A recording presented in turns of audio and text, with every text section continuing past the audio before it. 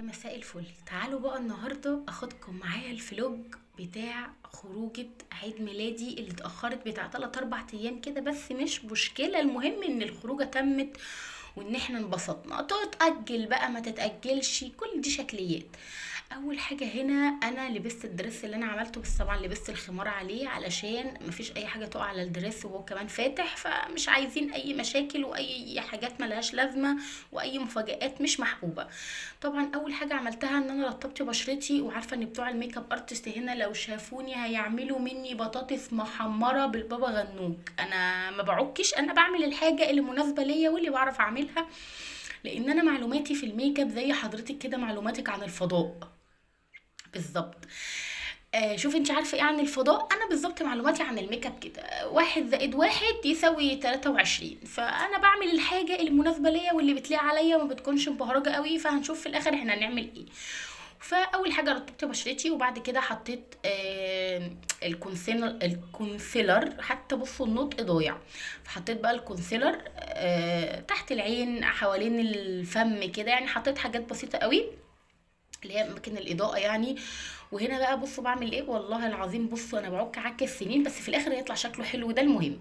هنا بقى بحط حاجه كده خفيفه قوي تحت عين، يعني برسم عيني بالاي شادو كده، حاجه خفيفه قوي قوي قوي باللون المناسب للون الدريس يعني. وبعد كده حطيت الروج، وحطيت طبعا ال هتشوفوا بقى في الاخر. بصوا الجمال والحلاوه، والله العظيم ولا كاني عكيت ولا كاني عكيت، يعني هنا باين عليكم ان هو عك، حاجات بسيطه قوي يا جماعه. تظهر الاوتفيت وتظهر شكلك بشكل كويس. مش لازم ان احنا بقى نقعد نرسم العين ونحط ماسكارا ومش عارفه نحط مش عارفه ايه ونعمل ايه ونرسم حواجب. انا كل الكلام ده كله بالنسبه لي ما بعرفش اعمله بصراحه، ولو عملته بيبقى عك العك وبيبقى حاجه كده للضروره القصوى يعني. بس وهنا بقى بلبس السلاسل او الاكسسوارات بتاعتي المعروفه والمعهوده عني. انا عندي والله حاجات كتير، بس انا بحب قوي السلسلتين دول، وبالذات بتاعت فلسطين ديت، فانا بحبها قوي. وهنا بقى هلبس الشنطه البيضاء، وتعالوا بقى نشوف شكل الاوتفيت كله انا والصغنن حبيبه امها والماتشنج القمر. وطبعا بنحط بقى رشه المسك بتاعتنا الجميله، وكده نبقى احنا الحمد لله جبرت جبرت. وعايزه اقول لكم ان بقيت الفلوج كله هتلاقوه بالصوت الطبيعي او بصوت الخروجه نفسها، مش عامله لكم مونتاج عليه عشان تعيشوا معانا الاجواء يا جماعه. بس قولوا لي بالله عليكم ايه رايكم في طقم الصغنن، والله العظيم عسل قمر لوز اللوز. انا عشان اخد معاها صوره بيطلع عيني حرفيا وما باخدش الصوره برضو. قولوا لي بقى ايه رايكم في الاوتفيت بتاعي والاوتفيت بتاع اليويو، وهسيبكم بقى مع بقيه الفلوج بالصوت والصوره علشان تستمتعوا معايا. وعايزاكم يا جماعه الاماكن اللي انا صورتها لكم دي تروحوها، لان هي اماكن حلوه قوي وهتنبسطوا فيها، اولادكم هينبسطوا فيها جدا، وحاجه كده حاجه كده جميله جميله يعني. هنفطر عند جحا، وجحا هنا في شارع المعز يا محمد ولا الحته دي لا عطوف؟ هنفطر عند جحا اللي في العطوف. بصي اهو، بصي بصي بصي، تاكلي طعميه اوعى توسخ نفسك. نفطر بقى ونظبط الدنيا كده ونبدا الجوله بتاعتنا. احنا ما كناش مرتبين لشارع المعز بصراحه، بس حصلت ظروف كده فقلنا بقى خلي المكان التاني دوت لمره تانية، وقلنا نخليها في المعز النهارده. بتنادي على ابوها اهو.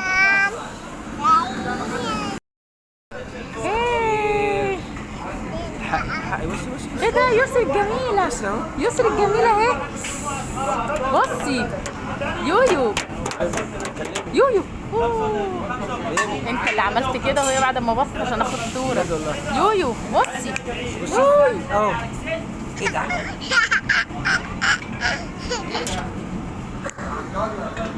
وحليتي لقوته. ضربنا بقى طبقين فول، انا ضربت طبق بالزيت الحار قسما بالله ما قادره اخد نفسي. بصوا جبت ايه رمضان، صواني صغننه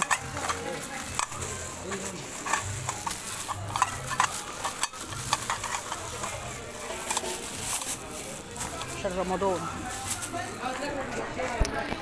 هنخش بقى بيت السحامي عشان اي حاجه ما عربيه كده عايزه يروح بقى اي حته اسكندراني. جربوا عرض السوله عسوله.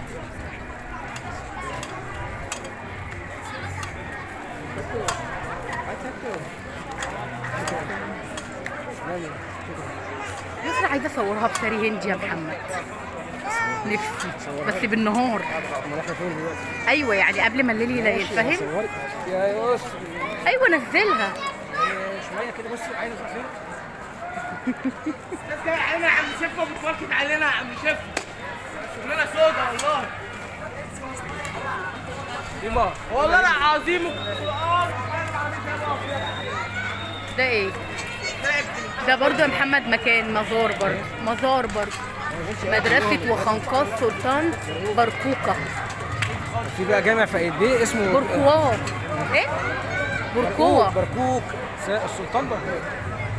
اه في جامع في مسجد برضه. يعني لو ده مكان حلو نخش برضه حاجة، دخلتوش قبل كده. برضه من فين؟ التذكرة منين؟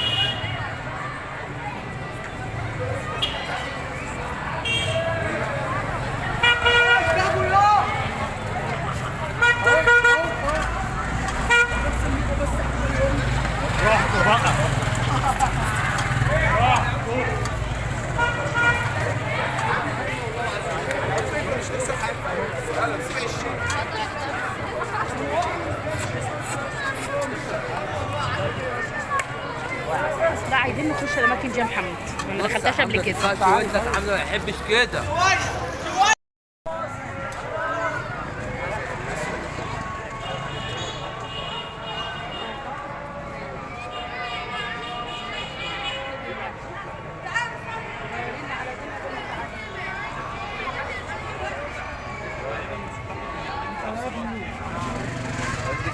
بيت السحيمي ب 10 جنيه بس يا محمد، لكن كل الحاجات بتاعت المعز ب 20 تقريبا يعني حسب فهمي.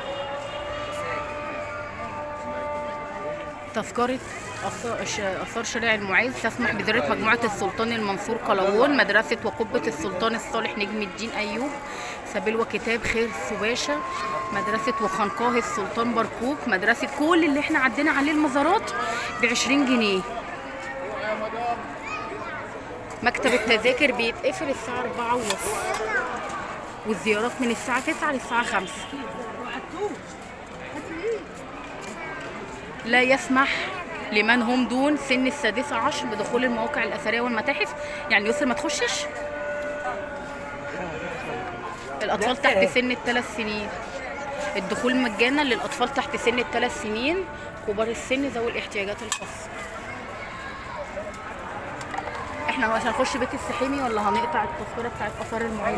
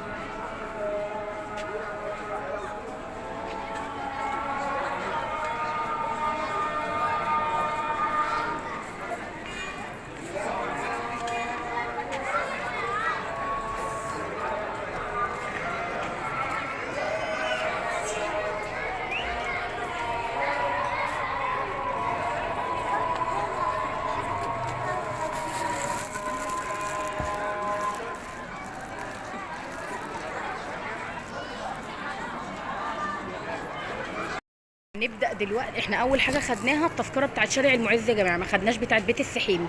دخلت بيت السحيمي انا قبل كده فقلت ايه ناخد التذكره بتاعت شارع المعز اللي هي ب 20 جنيه. بصوا اول حاجه هنبتديها في المزارات بتاعت شارع المعز مجموعه السلطان المنصور قلاوون، اول مره اخشها. بسم الله الرحمن الرحيم. تذكره ايه؟ يلا بينا نخش من هنا. بصوا يا جماعه بقى، الله الله والله العظيم تعتبر خروجه ببلاش. تعالي خدي. تعالي هنا.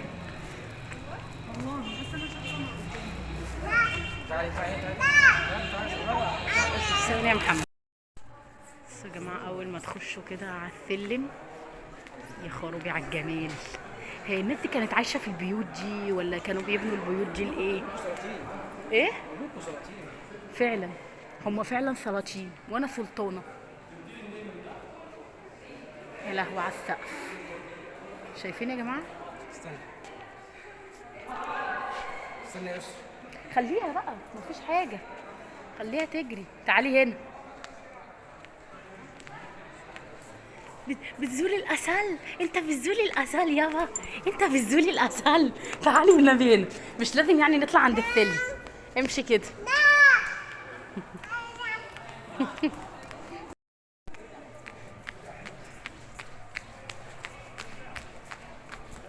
تعالي كده، بصي روحي كده.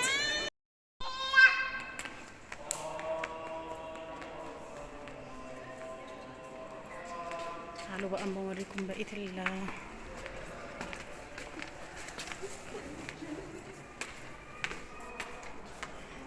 دي ايه وط، دي ايه؟ دي كانت سجن دي باين. لا في حاجه اسمها سجن، ده جامع.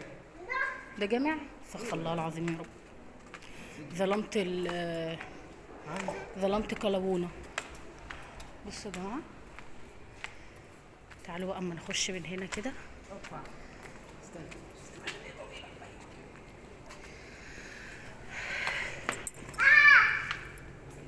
يعني تزوري شارع المعز وتخشي كل المزارات بتذكره واحده.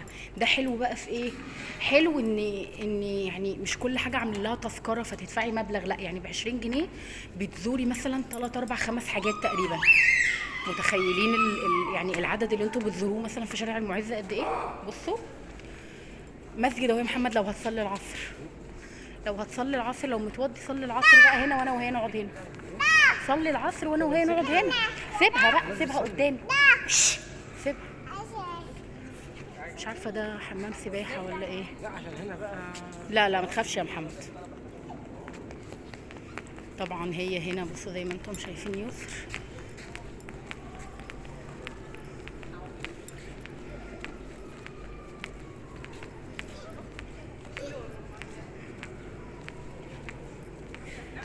انت عايزه ايه مني؟ تفضلي تجري كده؟ طب وبعدين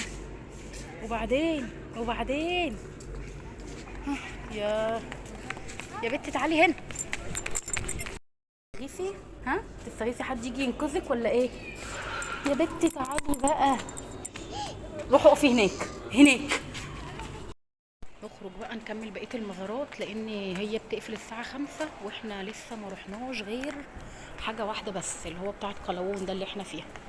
والساعه دلوقتي 4 الا ربع، فيا دوبك نلحق نخش بقيه الاماكن، او يعني نخلص منها جزء.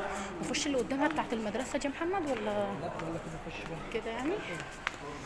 طيب يلا بينا شوف بقى هنخش ايه المره الجايه. المزار الجاي يا جماعه المفروض مدرسه السلطان ناصر محمد ابن قلاوون. ايه ده؟ هو قلاوون واخد الحته دي لحسابه ولا ايه؟ بصوا يا جماعه اوريها لكم منظرها من بره. مدرسه السلطان الناصر محمد ابن قلاوون، ده منظرها اهي من بره. حاجه اللهم صل على النبي يعني. يلا بينا.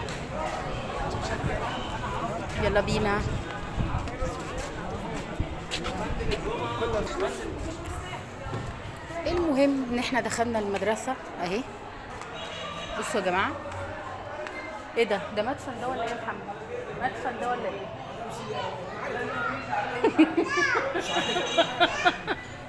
مقام سيدك قلاوون. والله ما اعرف هو شكله اثر رقم 44 اهم يا جماعه. دي المعلومات بتاعت المدرسه بتاعت السلطان الناصر محمد بن قلاوون. والله العظيم الحاجات دي جنب بيتي واول مره اخشها. انتوا متخيلين يا جماعه؟ متخيلين التخلف؟ يعني الناس بتيجي من اخر الدنيا ومن محافظات عشان تتفرج، وانا بعيد عنكم. دي الفصول ولا ايه؟ ما دخلتهاش، وكنت هروح النهارده مكان تاني. لا نخلص الاماكن اللي جنب بيتنا وبعد كده نخش اماكن تانية. سيبها بقى يا محمد، سيبها تتجول وتتنطق في الهواء الطلق. ده مسجد تقريبا، طبعا عرفته بالبديهه لان البتاعه دي القبه دي بتاعه المسجد يعني، او بتاعه الامام. مش عارفه بقى دي سجون ولا دي فصول ولا ايه نظامها بالظبط، مش عارفه. بصوا يا جماعه الجمال، انتوا عارفين الحاجات دي لو تتفتح مثلا لكتب كتاب، لجواز، لافراح، بس بشروط معينه او كده، تبقى تحفه والله العظيم. بصوا يا جماعه الحاجه جميله ازاي. بصوا هذا الاجنبي، ويا ويلكم يا ويلكم. انت فاكرني اجنبي يا حبيبي؟ انا ابن البلد ومدقدق. تقريبا هنا كانوا بياكلوا قصب. بصوا تقريبا كانوا بياكلوا قصب. تمام. بصوا مش عارفه، هنا تقريبا الملك كان بياخد حمام، تقريبا ده الجاكوزي بتاع الملك. على فكره بقى دي فيها ميه، لان هناك اهي في صرف، فتقريبا دي كانت بتتملي ميه، تقريبا دي يا محمد كانت بتتملي ميه. سيبها. بصوا بقى يا جماعه، بصراحه الحاجه الوحشه قوي انك تيجي مثلا تاكلي وتشربي وترمي حاجه كده. المفروض ان الحاجات دي يا جماعه نحافظ عليها. جريت قسما بالله كانت هتركب على غطا بلاعه، وانا مش عارفه غطا البلاعه دوت اصلا خفيف ولا تقيل. يسرا انا حاسه ان انا جايه عشان اجري وراكي.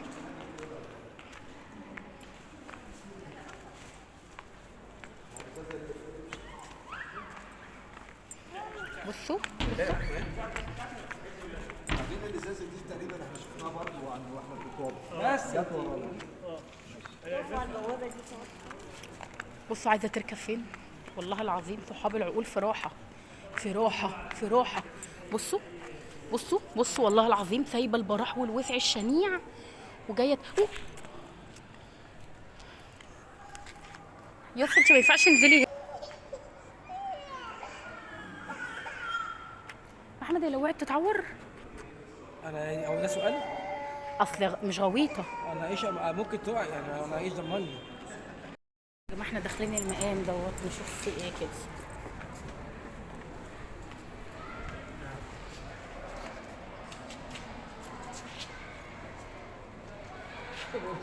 سيدي الرفاعي ده بقى سيدي الون.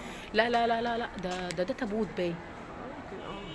بصوا يا جماعه والله انا بقول له ان ديت تابوت او مقام حد مثلا مدفون، والله بجد. بصوا شكله عامل ازاي، شايفين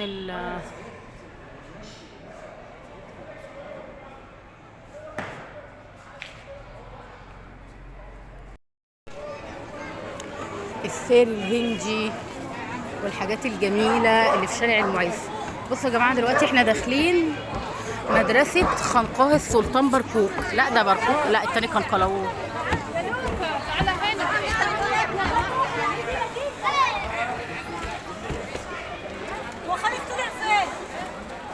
مدرسه خنقاه السلطان قلاوون. بصوا ده المدخل بتاع المدرسه. طبعا كل مره بتطلعوا التذاكر لحد ما بتخلصوا الجوله خالص. بس انا باخد لكم مقتطفات طبعا عشان مده الفيديو، انتوا فاهمين طبعا، مقتطفات بس كده. بصوا برضو لا هو مفيش تغيير الحمد لله، يعني الحمد لله مفيش تغيير. مدرسه وخنقاه السلطان قلاوون. بصوا برضو دي الحاجات الخاصه بالمدرسه او بتاريخ المدرسه. بصوا يا جماعه، تخيلوا ان انا ابقى في مدرسه مثلا عامله كده، لازم ابقى نابغه.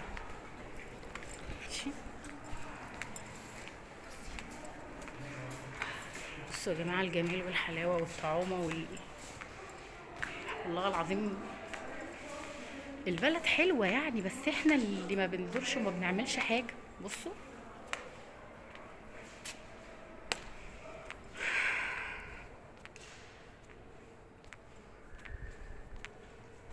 عارفين بقى الحته ديت ايه؟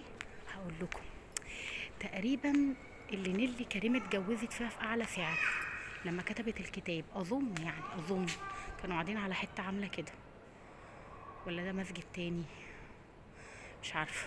نشوف. بصوا هنا، بصوا بصوا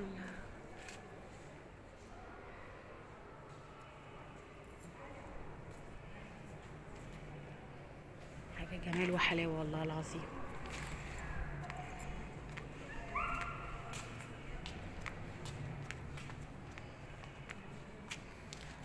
حاجات عظمة. ناخد صورة بقى هنا كده للذكرى. كده احنا خارجين من المدرسة. بصوا يا جماعة المزارات مش كبيرة قوي،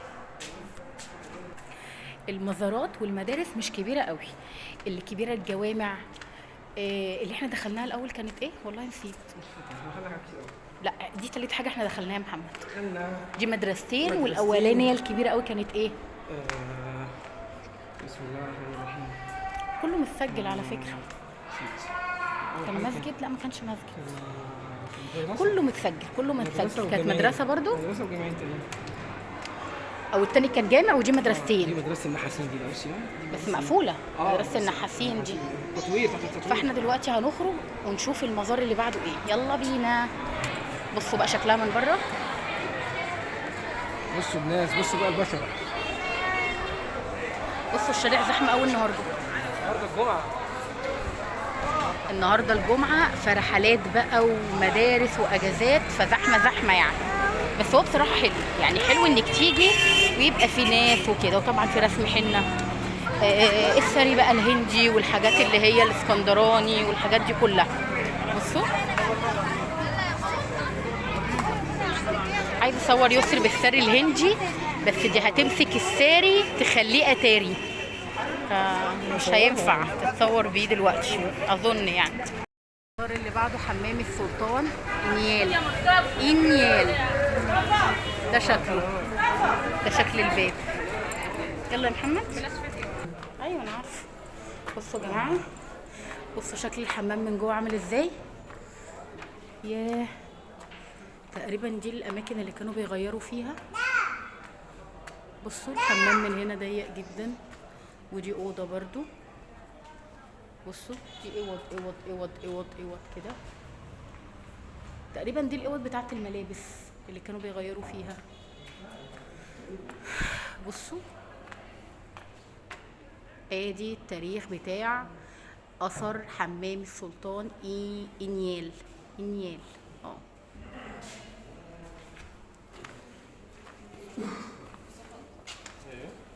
بصوا يا جماعه. كنت واحد زيه جوه.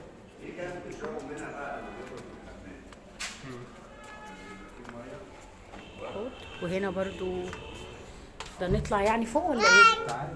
بصوا يا جماعه هنطلع فوق. المكان تحسوه ضيق شويه، كانك داخله نفق كده. بصوا ضيق جدا، يعني يا دوبك نفر، ما ينفعش اتنين يمشوا جنب بعض. هنا بقى تقريبا كانوا بيليفوا بيكيفوا. شفت فيلم بتاع احمد السقا اللي هو بتاع الديلر لما كان في تركيا وبياخد حمام، الحمامات بتاعتهم عندهم حمامات زي دي. وهقول لك فيلم تاني، عارف الفيلم بتاع فريد شوقي ونور الشريف اللي هو اتقتل في الاخر بتاع نبيل عبيد؟ لما كلكم هتبقوا في تواب، امال مين اللي هينضرب؟ كان بيتعمل على بتاع زي دي اهي، كانت مدوره زي دي يا محمد. عيون عيون عيون عيون عيون. بصوا نخش العين دي كده وشكلها عامل ازاي. هنا بقى تقريبا يعني بيغيروا هدومهم، ياخدوا الحمام بتاعهم، والرخام ده اللي هو بيبقى للحمام. بصوا الشكل تقريبا بصوا يا جماعه. ده مختص اللي هو بيتملي ميه المفروض وبينزلوا فيه حجر. يا جماعه الحاجات دي كلها حجر والله، كانت صحيه جدا.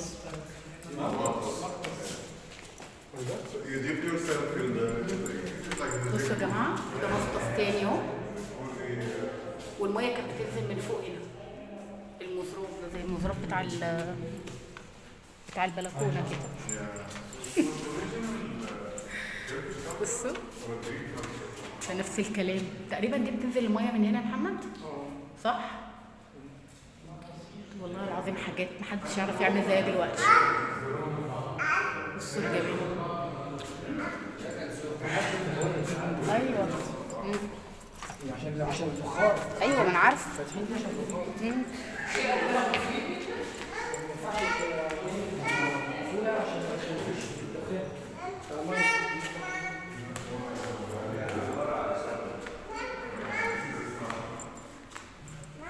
برضه تقريبا حمام صغنن يعني، مش تلفي فيه كتير. تاخدي بقى صور وبتاع، بس مش هناخد صور في الحمام يعني، ما وقفتش على الحمام. مكان ما جينا.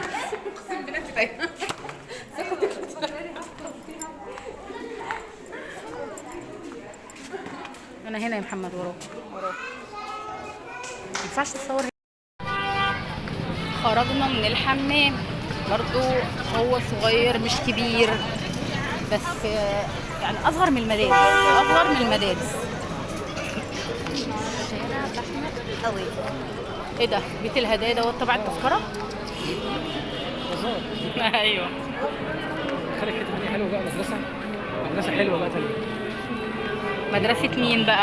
انا مش فاكر هي ايه، انا مدرستي كانت هنا في حاره اليهود. المدرسه بتاعتي كانت يعني هنا بقت هنا. مزار مدرستك؟ لا، المدرسه اللي احنا كنا بنروحها دي بنروح على هنخش دلوقتي قصر بشتاك، اوريهولكم من بره. بصوا قصر بشتاك.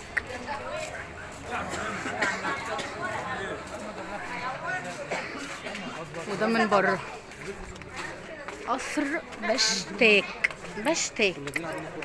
هنا كورة. بصوا يا جماعة، كبير بقى من جوه، باين عليه يا محمد.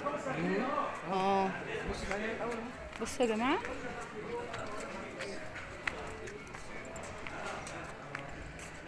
بس حتة صغننة تلعب فيها كورة هنا. كل ده متوضب، ما كانتش كده، كل ده اتوضب. بصوا يا جماعة،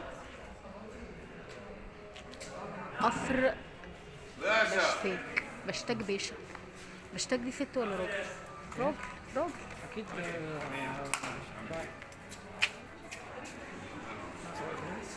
ايه؟ بصوا يا جماعة اللوحة بتاعة القصر، قصر بشتاك.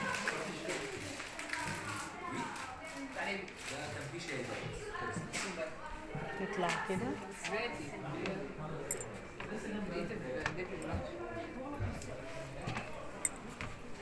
مغلق للصيانة. نطلع سلم كده، سلم خشب.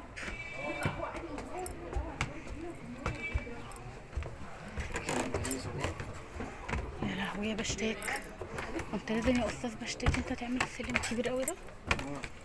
ليه؟ بشتاك كانت رجله طويله. لا والله. يلا كده بصوا يا جماعه من فوق. الله، السلام ده لو كان الوقف بتاعنا.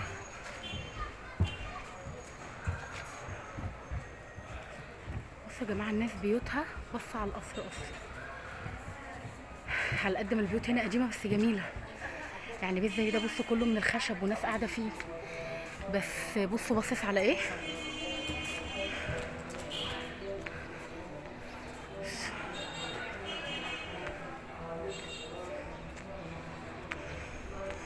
قاعة التدريس الرئيسية. بصوا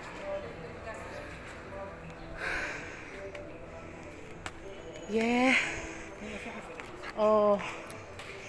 فعلا هنا في حفلات يا جماعة. بصوا كراسي والليزر والحاجات بتاعة الإضاءة اهي. بصوا بقى الكراسي دي. محمد صورة بقى هنا. بصوا الحمام يا جماعة، بصوا الحمام عامل ازاي. لا والله العظيم تعالوا هتتبسطوا. بصوا يا جماعة، شايفين؟ ايوه عادي. أميرة بشتاك شكلي. عايزين بقى ايتها الاميره شجرة الدر، كانت بتلبس القبة دي. ايتها الاميره شجره الدر. في واحد بتاع فول بينده ب2 دينار. وفي غرفة التدريس الرئيسية عشان كده بقصر بشتاك. الكاميرات بتصورنا واحنا قاعدين. ايه المشكلة ما تصورنا بكاميرات؟ احنا بنعمل حاجة هي اصلا للحفلات واحنا قاعدين بنعمل بنريح رجلينا. بصوا يا جماعة والله العظيم يسري نامت من الهدة، فضلت تلعب وكانت هتتكفي على وشها من سلمة عالية، لان السلالم بصوا السلالم عاملة ازاي، السلالم عالية مش زي سلالمنا كده على الله للارض، لا السلالم هنا عالية. كانت هتجري كانت هتتكفي لولا والله العظيم بنوتة لحقتها واحنا بنجري وراها يعني، وباباها بيجري وراها والله العظيم. فيعني الله بصي القلة دي مش قله زي فازه كبيره. ايوه يا محمد انا عارفه. قله. هو كان بيشرب منها دي، كان بياخد بق يا دوبك بق عنده. انت دول كانوا مماليك مش قوم عاد. يعني بقول لك دول كانوا مماليك مش قوم عاد، يعني مش كبير، مش ناس كبيره قوي يعني. يعني ممكن دي لو قوم عاد دول ممكن تكون دي غطا ازازه دواء. يلا نخش اللي بعده. في حاجة تانية هنخشها ولا ايه؟ مش عارف تعالى ننزل بس. الحمد لله، اهم حاجة آثار بلدنا نحافظ عليها. بصوا يا جماعة الناس والله بصوا مناديل وحاجات وازايز واكياس شيبسي وكده، المفروض ان الحاجات دي ما تترميش هنا. يعني انت لو خليتي الكيس في ايدك ولا ابنك خلى الكيس في ايده، والله العظيم انا يسر لما بتيجي تاكل حاجه ببقى حريصه قوي ان هي ما توقعش حتى حاجه في الشارع العادي، لو الشارع نضيف ما توقعش حاجه. ما دام الحاجه نضيفه نحافظ على نظافتها. الحاجات دي كلها المفروض يعني في اجانب وفي ناس بيخشوا يشوفوا المكان ده، فلما المنظر بيبقى مش نضيف الناس دي بتتعب جدا والله العظيم في تنظيف الحاجه. فنحافظ عليها، نحافظ على النظافه العامه بتاعه المكان. يعني احنا داخلين بفلوسنا بس يعني نحافظ على الحاجه، فاهمين قصدي؟ لان بصراحه في مناظر بتبقى وحشه جدا، تلاقي العيل بياكل عمال يرمي وامه حبيب قلبي كبر ما شاء الله ارمي يا حبيبي، روح ارمي في قفا عمه. فلا ما ينفعش طبعا، المفروض نحافظ على نظافه المكان اللي احنا داخلينه.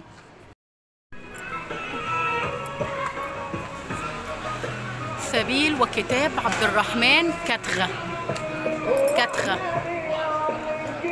ده شكله من بره اهو. نعم ايه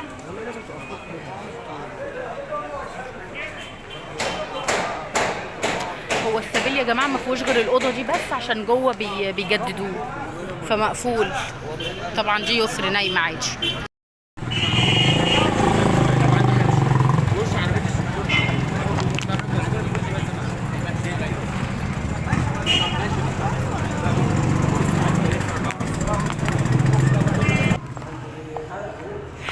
ده يا جماعه البتاع اللي انا صورته في الاول ماشي، عشان انا بنسى. السلاح دور حتى انت يغنهم يسلح دور، طلعت منهم وطلعت انا حمار. مفيش هنا يا محمد حاجه.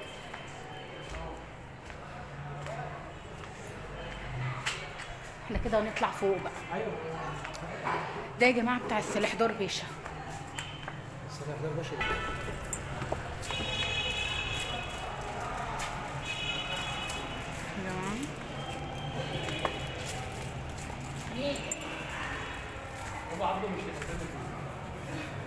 نزلها يا محمد صحت كده. ده الناس قاعدين. طب ما نقعد احنا كمان نريح رجلينا يا جماعه. بصوا يا جماعه ملعب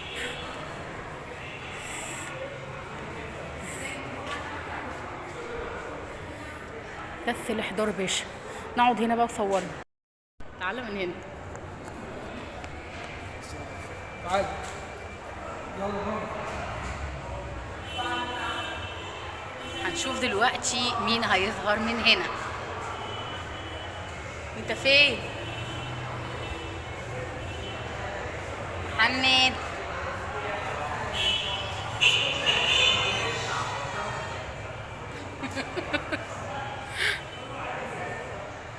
كل ده ايه؟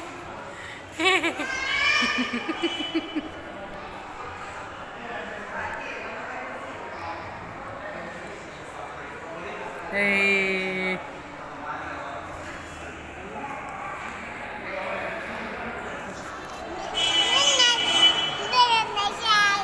Asisinya paci cucunya. تنتيزنهم يا سلاح دار. ولا ازاي بتاعت تيزنهم السلاح دار.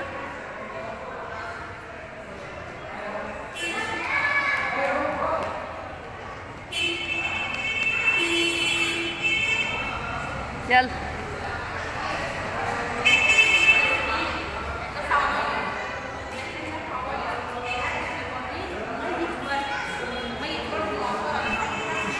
ايوه جميل. كده خلصنا.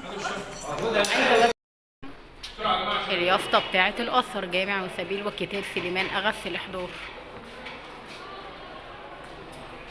خلاص احنا خارجين كده، يلا بينا. الحاجات دي المفروض ان هي اسعارها اهي، سلاسل وحاجات، ودي توك برضو وحاجات كده، وسبح بقى واجندات.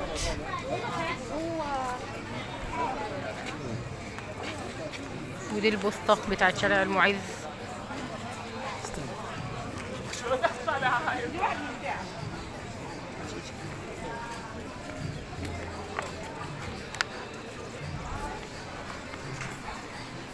طبعا لا والله. طبعا انا بيت جدي كان هنا، فكل ذكرياتي مع هنا مع ولاد خالتي لما كنا وننزل الصبح نجيب الفطار وننزل نلعب. بس الشارع ما كانش كده، يعني الشارع ما كانش كده، كان شارع يعني ما كانش متبلط كده، ما كانش المحلات والبازارات كتير كده، كانت لسه الدنيا هاديه. ذكريات والله. والمدرسه بتاعتي هنا برضو. احنا كده خلصنا المزارات، اخر حاجه دخلناها السبيل، وبعد كده خلاص بقى. يعني ايه المشكله ان احنا يوم نبقى ترفيهي؟